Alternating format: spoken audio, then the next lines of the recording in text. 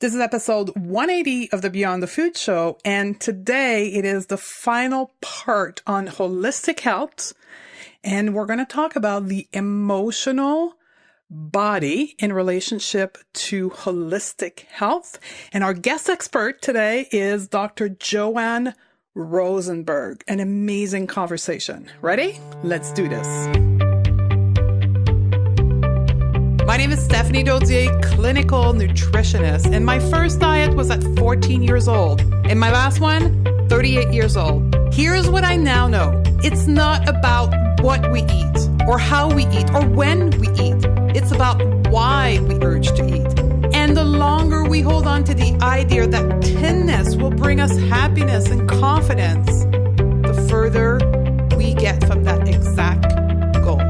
The solution? Going beyond the food, mindset over strategy, ditching dieting, eating intuitively, and learning to accept our body as is today without having to lose anything. So how do we make peace with food in our body? As a top 25 alternative health podcast in the world, this is the Going to Beyond the Food Show. Ladies, welcome back to this final part of our deconstruction of holistic health. So in the prior 3 podcasts, we talked about the spiritual body.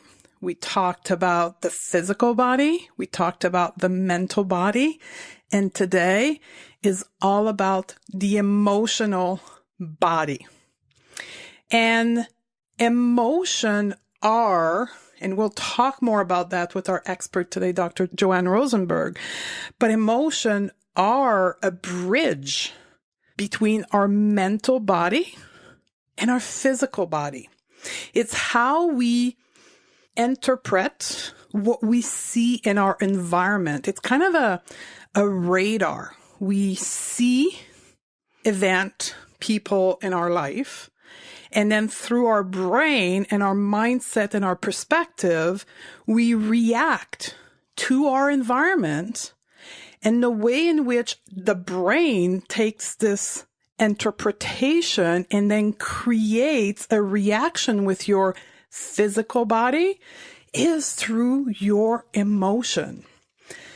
Now, this is a very important part of the forebody for us here in this community that uses food, exercise, extreme body image concern as a way of distracting ourselves from our emotion. And when we do that, when we distract ourselves from our emotion, we numb ourselves from our emotion, there is consequence to that in the other 3 body. And that's part, among many other things, as to how we develop symptoms and how we develop disease. And that's the whole concept of holistic health, right? Is looking at those 4 different layers of the human, right? Our physical body, our mental body, our emotional body, our spiritual body, what goes on in each one of those layers to bring balance back and help the body seek and focus on giving us a health that will allow us to fulfill our purpose. So this particular body is where, the emotional body, where the Going to Beyond the Food method started from. That's where I began my own journey in navigating through holistic health. I recognized that I was challenged with my emotion. And later on, I realized that was the exact same challenge that most women in my community and people that were seeking my help were struggling with. So we had a beautiful conversation today with a mentor of mine, someone that I met 3 years ago and that has helped me tremendously understand the concept of emotion. And that's Dr. Joan Rosenberg. She's a cutting edge psychologist and she's an innovative thinker and an amazing teacher. She resides in California. She just released her book, her mastery book, 90 Seconds to a Life That You Love. and it's all about emotional mastery. So I invited her to come and close this chapter, this 4-part series on holistic health, and help us understand emotions, the role they play, and also how to master our emotion. So it starts with one choice, 8 feelings in 90 seconds. So let's do this with Dr. Rosenberg. Welcome to the show, Dr. Joan. Thank you so much, Stephanie. I'm thrilled to be here with you. We've had Dr. Joan twice on the Going to Beyond the Food project, but it is the first time we're having her here on the podcast. And it's an honor always to talk with her. She's somebody that I consider a mentor of mine and has a beautiful philosophy around emotion. And she's going to give us a lot of practical, implementable information today. But the first thing I want to ask Dr. Joan is, for you in the context of holistic health, we have that last layer that we're talking about today, which is the emotional body. What does that mean for you, or how do you interact with that? For me, emotions are really central. Actually, I think of emotions as being central to feeling alive. That when we numb out and we try to disconnect or distract from our feelings, that we actually miss an experience of aliveness. And if you look at what science talks about relative to that, emotion is considered both integrated into our beingness, and it is also something that's considered to kind of integrate many aspects of our experience. So it's really a central feature of our beingness. And that's almost what makes us kind of unique or different from other species, right?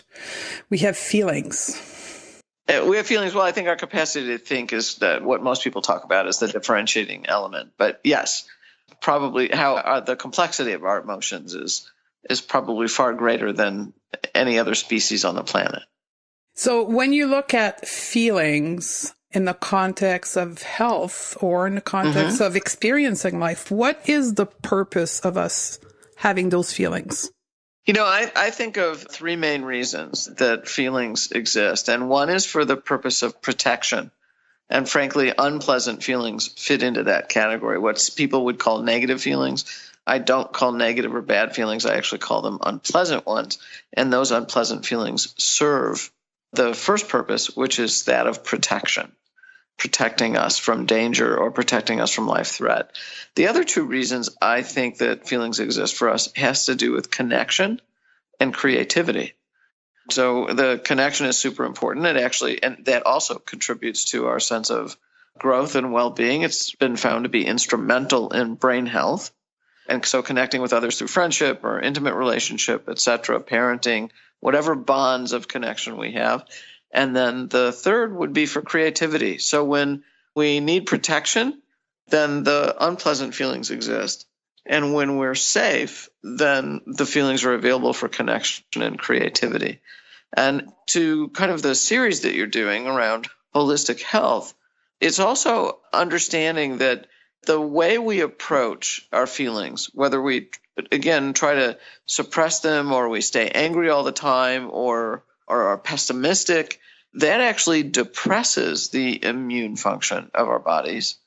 And staying positive and optimistic and holding, attitudes that actually promote resilience then help us actually build up our immune system. Emotions play a central role in so many different ways. So in terms of, again, going back to your initial question about the emotional body. As you're speaking, the image that comes to me is kind of a radar, right? Our emotion are kind of a radar we use to go through life and to interact with our environment. Yes. And it depends on how sciencey you want me to get, but there's a concept called neuroception, which Dr. Stephen Porges first mentioned.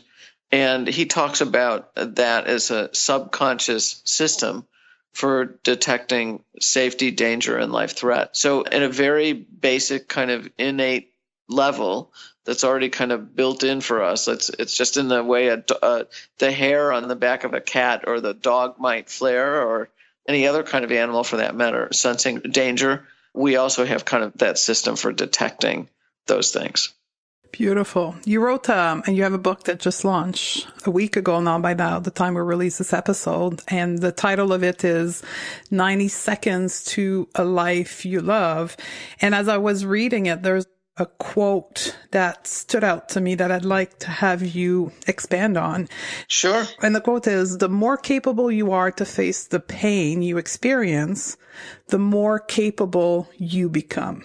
Yes. So understand the book is drawn from actually more than 25 years, 30 to 40 years of being in the 30 plus years of formally seeing people and 40 years in the field of psychology.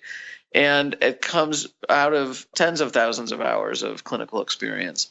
And there's one thing that I noticed across decades of time is that when someone had the ability to move towards things that were uncomfortable or unpleasant or difficult to handle, and more specifically, unpleasant feelings. And I talk about 8 unpleasant feelings in the book. So it's really centered around just 8 feelings. And when they knew that they could handle those 8 feelings, they felt more capable in life. So what dawned on me is, again, and it was over and over and over. So what I realized, and I've come to believe, is that someone does not feel fully capable in life. Like they can do life, they can handle life more effectively, more comfortably, and also probably more positively until they have a sense that they can move towards pain and handle those 8 unpleasant feelings. That is so representative of the work we do here in the Going to Beyond the Food method, because most people come to us for emotional eating at the beginning to only realize there's more underneath. But they are at a place where they've recognized that they don't want to feel certain things. And the tool that they've used is food, and that kind of stopped the progression of the emotional wave. Sure, yes. And they're afraid of that emotion, and they're using food to cope. Now, food is just one. I'm sure you've seen plenty other ways of coping in your practice. But when we cope, that's exactly what we don't do. We don't face our pain. Correct. Yes, absolutely true. I outlined probably 30 different distractions and ways for people to cope and not deal. And I think in chapter 4, if I recall correctly, when I've worked with individuals who struggled with a variety of eating related problems, whether it's emotional eating or more serious than, I shouldn't say that, but they're equivalently serious, is that food, weight, and appearance are distractions from unpleasant feelings or unpleasant knowings. That's a very interesting perspective, because as we advance with society today, we're more and more everyday concerned with our body image. And our reflection of how we think we should look like. And we spend a lot of energy, both emotional, physical, thinking and working towards that. Right. And it's true. It's taking us away from being within us, which is to feel our emotion. Right. In fact, I often say that when we get lost in worrying about what other people think of us, or what we think other people think of us, or how they see us, that I actually think that that's a distraction from feeling vulnerable. So in the book, you outline an approach, because ultimately, if we want to have a better relationship with food in our body, we have to learn to, quote, deal with our emotion, right? Yes. And I'm sure there's a better terminology for that, but ride the wave of our emotion. I call it in my program, right? Learning to ride the wave. But you have a particular approach to help people learn to navigate their feeling. Can you expand on that a little bit? Absolutely. A colleague affectionately called it the Rosenberg reset. Yeah. So I adopted that name. So the overall, we'll understand it as the Rosenberg reset. And I think of it as a formula. And the formula is 1 choice, 8 feelings, 90 seconds. And the one choice is a choice for awareness as opposed to avoidance. So the key here is that we're choosing into being as aware as we can and as in touch as we can with our moment-to-moment experiences. So we want to be aware and in touch with as much of our moment-to-moment experience as possible. That's the one choice. So we're choosing into awareness. The second has to do with the 8 feelings. And again, The 8 feelings are, and I haven't stated them before, but the 8 feelings are sadness, shame, helplessness, anger, vulnerability, embarrassment, disappointment, and frustration.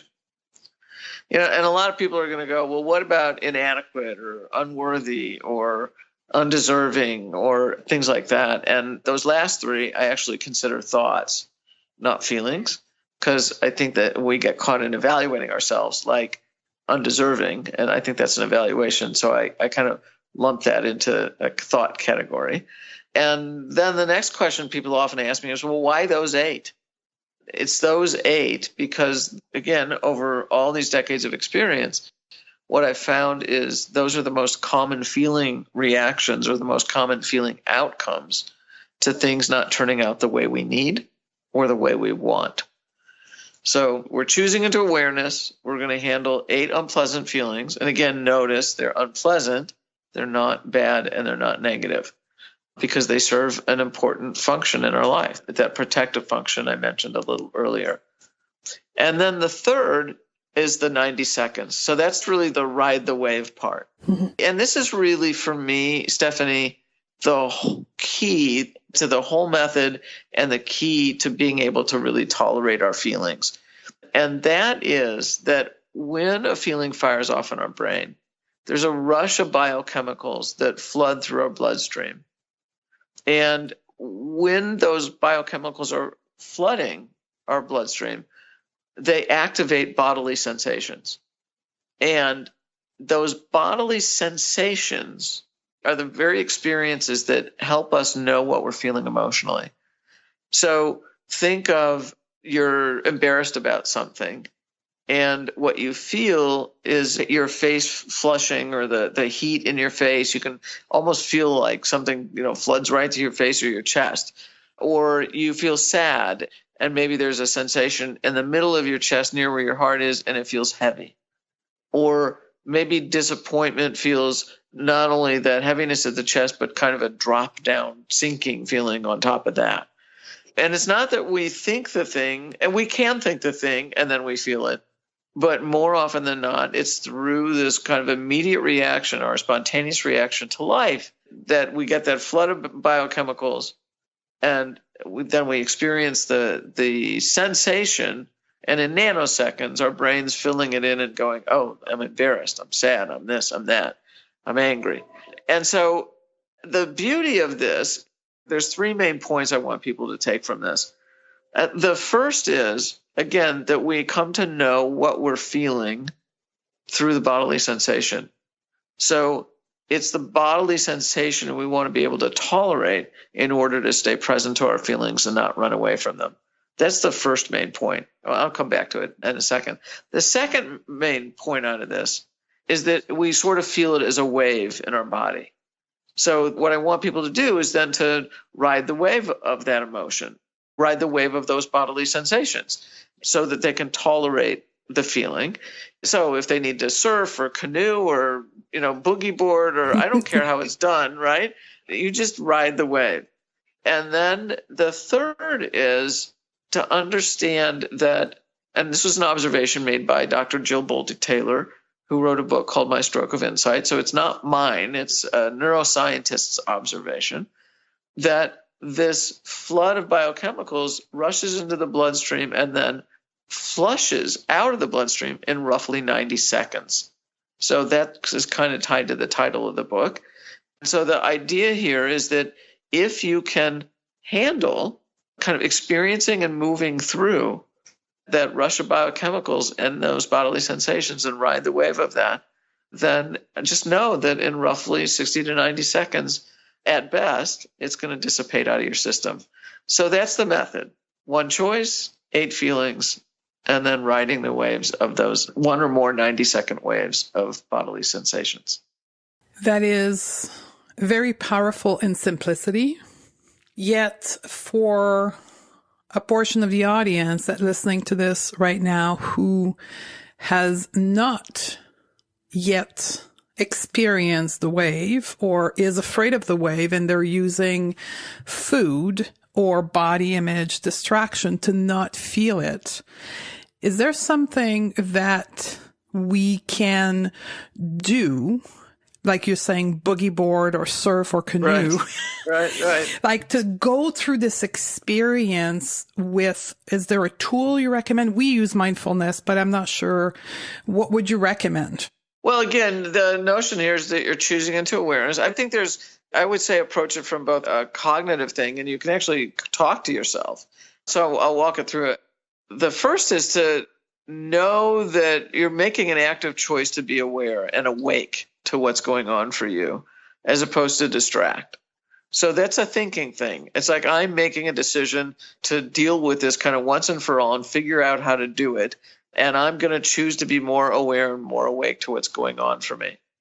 So that's the first thing. The second thing is I know that when I feel stuff, that it's going to come in the form of a bodily sensation that is so uncomfortable, and I'm willing to tolerate that bodily sensation.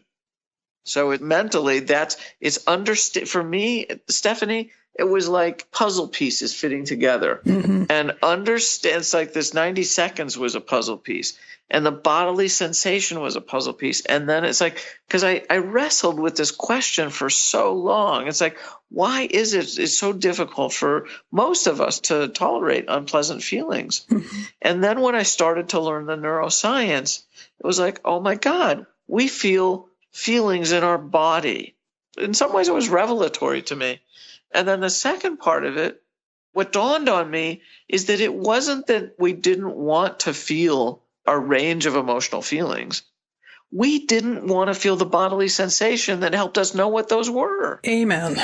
Yes. So the second or third major thing somebody can do is go, it's just bodily sensations. That's the thing that makes feeling so uncomfortable for me.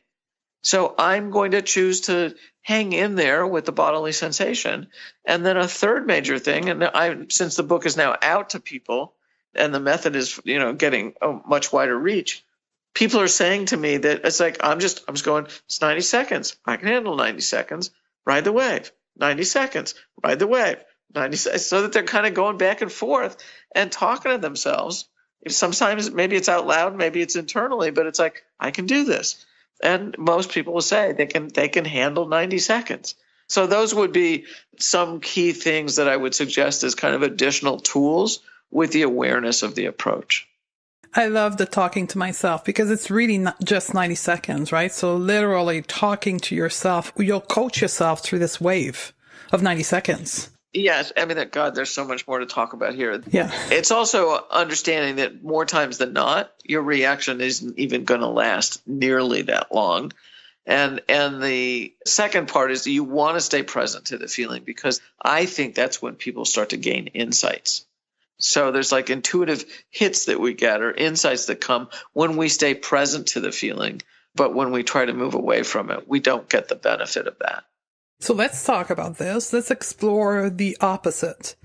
What happened when someone avoids or numbs out part or the entirety of that 90 seconds? Is there a side effect and consequence to that? Yes, I think so. I think there are very short-term ones, and I think there are long-term ones. Mm-hmm. And for me, I haven't provided the diagram in the book, but I drew a diagram 25 plus years ago. And it had two paths to it. One was the path of avoidance, and the other was the path of awareness. And it turns out over the years that what I've attached to that path of avoidance is what I call soulful depression. And it's the depression of us disconnecting from ourselves that comes from disconnecting with ourselves. So I think that that's a long-term outcome. And it could be certainly over months, but I would say over years of trying to stay disconnected and distracted from our own beingness, the truth of who we are. So that's a long-term consequence of doing it. The short-term consequences are you're numbing your aliveness, you're decreasing your capacity to kind of have an intuitive understanding of what's going on or some of those insights. In fact, Dr. Dan Siegel and probably others have called intuition the wisdom of the body. So if we cut off from that, then we're cutting off from our access to that. And what I'll also find is that people start to feel more anxious. They feel either less control, no control, or out of control. And they feel more vulnerable when they don't have access to the very feelings that are designed to protect, connect. Again, what I'm calling kind of designed for protection in particular, and then connection and creativity. So there's many short-term effects of disconnecting and distracting in the moment. That's exactly what we see in our students. Short-term, people gets caught in a diet cycle, right? Yeah. In the loop, because they want more control. So they go to the next diet and the more complicated diet. And it's an escalation of complication because they're seeking the control that they should really get within their emotional mastery. And that's Correct. soulful depression is what happened to women when they get 45. I call it their second part of their life. Right. And there's this deep awakening, like, oh my God, the solution is within me. Yes. But we think it's outside of us, and it's not. The only way to develop, again, and the subtitle of the book has to do with developing confidence, resilience, and authenticity. And the only way that develops is understanding that growth comes from the inside out. Yeah, the only way is true. Yeah. Yeah. So let's talk about confidence, because that's a second angle that we help women with, which is we teach body neutrality, right? The bridge between body shame and body positivity. And it has to do with this ability of emotional mastery, right? So you in the book talk about emotional strength being the base of confidence. Yes. Can you talk about that a little bit? Not sure, happily. So think of confidence as the deep sense that we can handle the emotional outcome of anything we pursue. Mm-hmm. And early in the book, I do something that I call redefining emotional strength. And there's two parts to it. And the first part I talk about is this whole notion of being capable, which I've kind of touched on.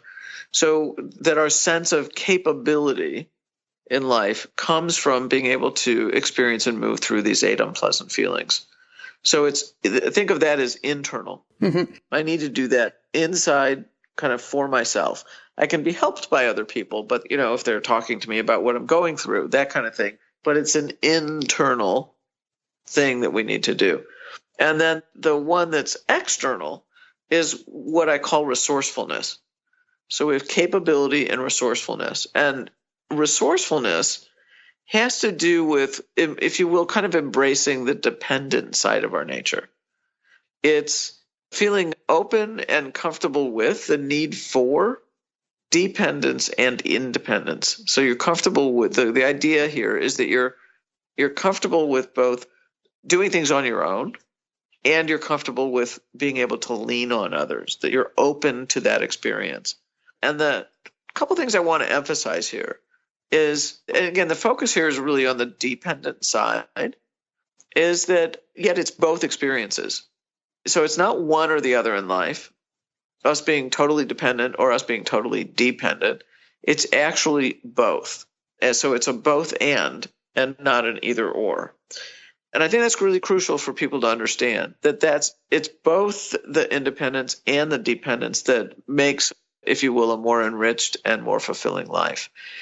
And so if we're open and willing to embrace this dependent side of our nature, then what that does is help us acknowledge our needs and our limitations. And then acknowledging our needs and limitations enables us to ask for help. So the beauty of understanding resourcefulness is this idea that asking for help falls squarely into an aspect of being emotionally strong. And I think that when people can do both, feel capable and be resourceful, then there's a real base of self-confidence. And with the feeling part being the firmer part of that foundation. I have so many questions now. So Please. let's tie this in with body image and self-confidence with our body. How would you bring that in with what you just taught us around emotional strength, giving ourselves self-confidence? Well, again, for me, in some ways, I want to tease it away from the body. I don't want people to be attaching whether they're confident to their appearance. I think we do that, but I'm going to circle us right back to the first, most basic part of establishing confidence has to do with your willingness to experience and move through those 8 unpleasant feelings. That's exactly where I was hoping you were going to go. Well, that was almost like a trick question. It's like, no, it's not attached to the body at all. For me, your experience of confidence, and you will experience yourself differently. I don't know if I can say the moment you start to shift to this, but certainly soon after you start to redirect your focus to experiencing and moving through those 8 unpleasant feelings, you will have a different experience of yourself. That is because you're now accessing your more true nature. And I think that it sort of changes us from the inside out. And then there's a few other things that I think contribute greatly to confidence. But my first thing is not attached to the body. Exactly. It's an inside job. Yes. And it's why people like me are in a bigger body and confident. And people can be in what is categorized in society as a beautiful body and be totally incompetent. Right. Yes. It's an inside job. Totally. 100%. Yes. So let's go to another place. Yes. Which is very evident with our community, which is harsh self-criticism. Uh-huh. How does that play a role in this emotional strength that we are seeking so we can have this life of love, right? 90 seconds to a life that you love. Right. Well, the harsh self-criticism, it's like, again, I was blessed with different kind of awarenesses. The harsh self-criticism piece is one of those. I see, as much as people consider harsh self-criticism a problem, mm-hmm. and it is, I don't look at it as a problem. So it might sound a little bit contradictory, but I look at harsh self-criticism as a distraction. I think harsh self-criticism is a thought hijack of our unpleasant feelings. So the key to understanding this is that, and the way I look at it and the way I describe it in the book, is that with harsh self-criticism, we cannot control that we feel or what we feel. We can only modulate it or monitor it or handle it, if you will, manage it, all these different words we can use for it, once those feelings are in our conscious awareness. So we don't control that we feel or what we feel. Mm-hmm. We do, however, have some control over how and what we think. And what dawned on me around this harsh self-criticism is that, and I mentioned it earlier, if we start to say words like undeserving or unworthy or inadequate, if you stop and think about those words, they're evaluations. I'm judging myself in some given way. So anytime I start talking trash to myself or talking smack to myself and beating myself up, then that I'm thought hijacking what probably preceded it, which would be some kind of an unpleasant, predominantly an unpleasant feeling. Could also be an unpleasant knowing, but predominantly an unpleasant feeling. And so what I want people to understand is that the moment they learn this, they can actually stop it. Because all you have to do is to kind of reverse course once you become aware that you're engaging in that negative self-talk and that harsh self-criticism. You use the fact that you're doing that and your awareness of the fact that you're doing it as a way to signal that you're trying to move away from some unpleasant feeling. And then the task is to go back and understand what feeling it was that you were trying to move, feeling or feelings that you were trying to move away from, and perhaps digging even further why you were trying to move away from them.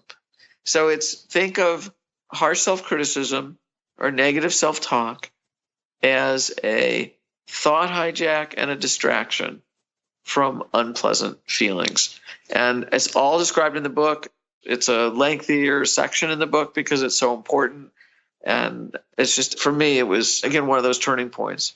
It is essential for people that are listening to this, that are recognizing, to go get the book Because emotional mastery, this concept of our self-criticism, is all method that we've implemented in our life to run away from our feeling. We call it self-sabotage. Right. But this constant need to, in our case, to go on the next diet and to restrict and to punish ourselves through over-exercising is, again, just running away. Right. Yep. And I just want you to expand, because I know your clinical background here, but my observation, harsh self-criticism, self-punishment, is also a learned behavior to some extent from the type of parenting. Oh, sure. So, yeah, we could be reliving all the things that we've been told. You'll never amount to anything. You don't have the skills to do it. What makes you think you're so good at that? I mean, we've layers and layers and years of those kind of words being pumped into our brains. So, but that would also take us to another part of the book, because that would take us to chapter 8, which is the grief chapter. And the key here is that that's not your life story. Someone else's view of you and how they behaved towards you, especially if it was negative and punitive and mean and cruel, then it's understanding that that didn't have anything to do with you. And it was never about you. So it didn't have anything to do with you. It was never about you. Yet you were impacted by it. And that third part is the most important thing for you to be paying attention to. It's to understand the impact and make sense of those life experiences and understand that it was never about you and you never caused it.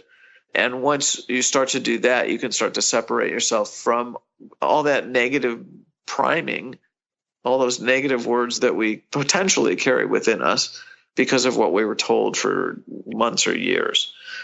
So there's a way to resolve that as well. And I'm going to wrap it up because we're coming at the end of our time. But the number one step to all of this is awareness. Yes, absolutely. Yes. The stepping stone to emotional mastery, to stopping the cycle of self-punishment or anything you want to change in your life, is awareness. Correct. If we can develop that, then and that's why it's a self-discovery process. Emotional mastery is discovering ourselves through the process and who we truly are. Right. Yep. 100% with you. Awesome. So obviously the book is out there. The link to the book will be in the show note. And I believe you have free gifts for our listeners as well, right? Yeah, all they have to do is go to drjoanrosenberg.com, and doctor is DR in front of my name, drjoanrosenberg.com/gift. Perfect. So the link for that will be in the show note as well. As always, Joan, I love interviewing you. Thank you. Because we're aligned in the way we look at emotion, and you bring such a light through your 40 years of clinical practice, right? Yes. And at the end of the day, you bring simplicity. And that's what I love about your approach. And the book is filled with simplicity as well, because it doesn't have to be complicated. No, it doesn't at all. Right.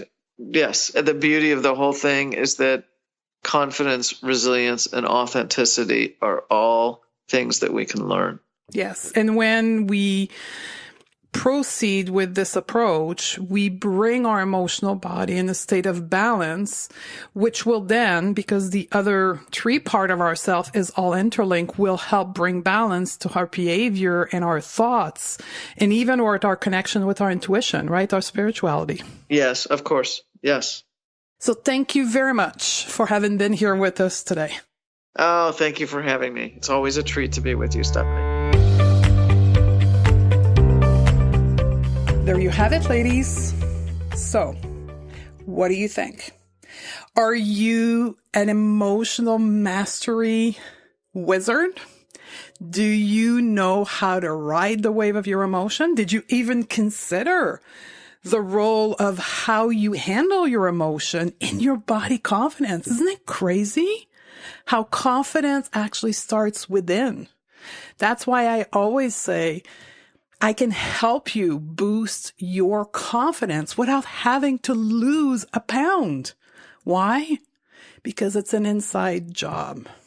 So I would ask from you today, that you take this information and sit on it, reflect on it. Ask yourself the question. Go get the book from Dr. Rosenberg, which, by the way, I think you should all have. Do the exercise and ask yourself, am I ready to do this work? Is that the work that I need to bring health back to my body?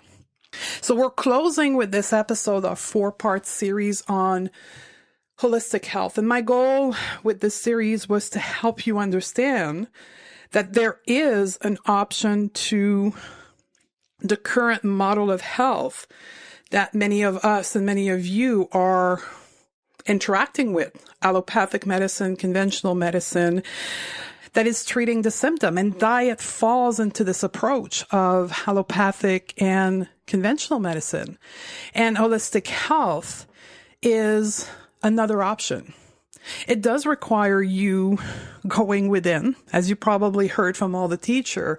It's an inside job, right? It's us going through a process of self-discovery, learning new skill, and then taking responsibility for our current state of health and being willing to work through those 4 different layers with tools that teachers or experts will teach you, because we honestly have not been taught these approach in how we were raised. For most of us, we were raised in the traditional schooling system, in a traditional model of health. So everything we talked about in the last 4 episodes is all new. And I totally get that. It was new to me too. When I'm 36, I decided to take a step away from allopathic and conventional medicine, and I stepped into this world of natural health and holistic health. So I get it. But I hope through these last 4 episodes that I gave you some tools to explore each of those layers and invite you and inspired you to step into a holistic approach to whatever your struggle is today. Whatever it is, I want you to know that there is another option. You're not doomed. You're not stuck. It only requires you to have an open mind. And as some of my teacher will say, when you open your mind and you put yourself out there, the teacher will appear. And I hope that my 4 experts and myself were those teachers that appear for you and guided you through this model of health called holistic health. And that's how the Going to Beyond the Food method is based from. A model that looks way past the physical body and look at finding the root cause in the 3 other layers of the human being. Now, we do have a kind of a 5th part to this series. The next podcast 181, I'm going to bring in an expert on the nervous system, because we, through this last 4 episodes, have not talked about the nervous system, though it is part of the emotional body, the mental body, and the physical body. So the nervous system interacts with those 3 other layers of the human body. It is not part of just one. The nervous system is how physically we interact those bodies. And it plays a tremendous role in our health. And I want to talk about that aspect that is not typically discussed in the context of holistic health. And though it has a tremendous impact, we kind of shied away in holistic health to talk about the nervous system. And I've studied it over the last 2 years in depth, and I improved my approach in the Going to Beyond the Food method when I met this lady that I'm going to share with you, Irene Lyon. She's been on the podcast twice already. So we're bringing her in a 3rd time, and we're going to dive into the interaction of the nervous system with our relationship to food in the context of holistic health. So stay tuned for that. We're going to release that next week, kind of a 5th part to this 4-part series. I love you girls, and I look forward to hang out with you on the next episode. I really am starting to see myself as perfect, just the way that I am. It's the first time in my life that I realized that my self-sabotage was really fear of failure. For me, that's huge because I would have normally sat there and ate the whole bag. And I ate like 2 or 3 bites of it and threw it out. Because normally I would just sit there and shovel in the cake and go, oh, that was good. What's next? Sometimes I'll go into the kitchen, I'm going to eat a banana, and I stop and I'm like, wait a minute, I'm not even hungry. And I'll walk away from it and go on, and it's over and done with. Do you eat for other reason than hunger? Maybe eating because you are stressed, frustrated, bored, or because you think you deserve it. I struggled with craving, overeating, and even binging on healthy food, no matter what diet I was on. Keto, paleo, organic, whole food, nothing stopped it. And maybe you feel the same. Tired of dieting, over-exercising, and yet another fad program. Or maybe you're overeating and binging and wish you could just be a normal eater. I thought I was alone.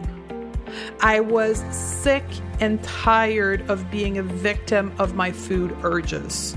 Who wouldn't be? Do you feel stuck with your eating and body right now? I want you to know one thing. You are not alone. You aren't broken. If food hasn't been going the way you've planned, know this. It is not your fault. Sadly, most women keep repeating the cycle of yo-yo dieting because they rely on old strategy like restriction, discipline, and the worst one of all, willpower. Perhaps you believe in eating more intuitively and would love to trust yourself around food, but are afraid of trying because honestly, you just don't trust yourself, or worse, you've tried before and you fail. So that's why I want to peel back the curtain and show you exactly how I changed my relationship to food and the one of my client, going from overeating, binging, and emotional eating to food freedom. And quite frankly, it is completely different from anything you've heard before. Claim Your Food Freedom is a 21-day journey to dissolve the hidden blocks, the emotional blocks that keep you stuck, and finally, stop sabotaging yourself with food. Claim Your Food Freedom is a 4-step mapping process that will take you from where you are now to food freedom. You see, everything will change the moment you are willing to see beyond the food and understand why you eat. It's about transforming why and how you eat so what you eat becomes easy, natural, and peaceful. Health, well-being, self-confidence, satisfaction, and success are all byproduct of you looking beyond the food to unlock your food freedom. Plus, I'll coach you on specific roadblocks that may get in the way from you being free from food. Probably the things that made you fail before.